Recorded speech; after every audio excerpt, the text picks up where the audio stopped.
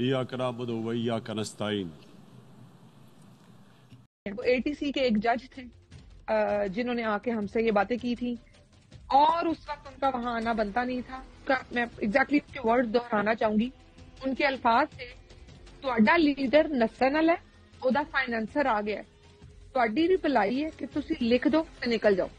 तो मैंने उनको जवाब दिया था कि जिस दिन वो नाच जाएगा ना, जिस दिन साडा लीडर नाच जाएगा, तो अगले दिन आना, मैं लिख के दे दांगी। मेरी बेल रिजेक्ट करके, मेरी वकील से बदतमीजी करके ATC के उन मौसूफ जज ने मुझे हाई कोर्ट शिफ्ट कर दिया था अपनी तरफ से कि चुको फाइल पे ला जाओ, मैं नहीं दे रहा बेल, और उन्होंने रिजेक्शन लिख के दे दिया था मेरी लॉयर तो कोल नहीं था खदीजा को, बल्कि उन्होंने हमसे ज्यादा बुरा। वालदा को एक मैसेज जाता है व्हाट्सएप पे एक अननोन नंबर से, उसके बाद मेरी वालदा को उस नंबर से ब्लॉक कर दिया जाता है और वो नंबर बाद में किसी के इस्तेमाल में नहीं है।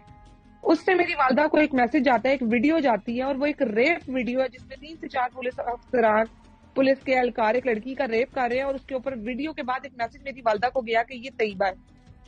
मेरी माँ जो तहज्जुद के लिए उठी थी रात को 2:15 बजे, उन्होंने 1 बजे का आया हुआ मैसेज रात को 2:15 बजे देखा, और मेरी माँ जो पूरी रात रोई, ये पूरी जिंदगी मेरी माँ के उस रोने का कर्ज नहीं उतार सकते जो उन्होंने मेरी माँ को उस रात तकलीफ पहुंचाई। इनके पीछे इतनी माँ की बद्दुआएं हैं, इतनी बद्दुआएं हैं कि इनकी दुनिया और आखिरत से अब ये अल्लाह इनको हिदायत अगर दे दे तो बच सकती है, वरना बचने की कोई गुंजाइश नहीं है। सारे लोगों ने कहा कि रेप हो चुका है। सनम की वालदा को बहुत सारे लोगों ने कहा। सनम की वालदा जब हमें मिलने ATC आई थी तो वो सनम को और मुझे हाथ लगा लगा के पूछ रही थी कि तुम लोगों को कुछ हुआ तो नहीं है। तो ATC और थाना चुंग में रात के वक्त कोई पर्सन आए थे।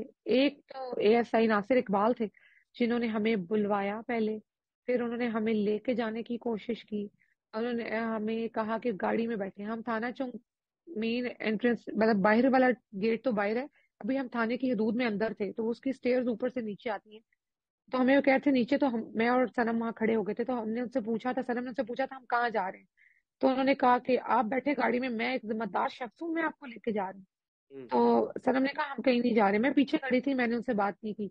उन्होंने कहा कि उसने कहा कि नहीं, आप फीमेल स्टाफ किधर है। तो उन्होंने आगे से उस बंदे ने शाउट किया एकदम से, तो मैंने सनम को पीछे किया, फिर मैंने उनसे कहा, मैंने कहा आप डोंट शाउट ऑन अस, आप हम पे शाउट नहीं कर सकते, जाके फीमेल स्टाफ लेके आए, हम 2 मिनट में आपके साथ चलेंगे, फीमेल स्टाफ नहीं, हम नहीं जाएंगे। तो उन्होंने आगे से हमें कहा मैं एक जिम्मेदार शख्स हूँ, मैं लेके जाऊंगा, ये मेरे साथ और अफसरान भी हैं, 4 लड़के थे उनके साथ। तो हमने कहा जी नहीं सॉरी, आप 5 आदमी हैं, हम 2 लड़कियां बिल्कुल आपके साथ नहीं जाएंगी। क्योंकि रीअरेस्ट होने के बाद थाना चौक जिस दिन हम पहुंचे थे शाम को, इन्होंने वो 13 औरतों में से, क्योंकि 3 खवातीन वो थी, 14 औरतें रह गई थी, 17 में से 3 खवातीन वो थी जिनके फादर की डेथ आई थिंक हो गई थी जब वो जेल के अंदर ही थी जिस दिन MPO खत्म हुआ था।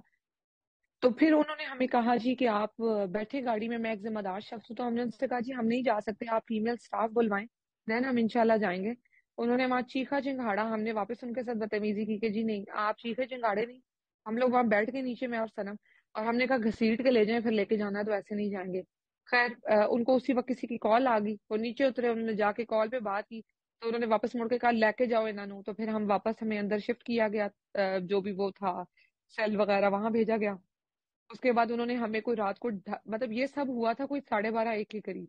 उसके बाद कोई 1.5 घंटे बाद 2:30-3 के करीब उन्होंने हमें ऊपर बुलवाया, ऊपर वाला फ्लोर था थाना चौक का। तो ऊपर वो जनाब अपने कमरे में लेटे हुए थे, और उन्होंने कहा जी ला के बिठाएं इन दोनों को इधर। तो वो सामने विराजमान थे, और हम लोग दोनों को सामने बैठना पड़ा। और फिर वहां पे 2 लड़के जो थे वो गन्स के साथ थे, ऑफिसर्स आई थिंक वो थे, और वो सब मौसूफ जो थे वो लेटे हुए थे सामने।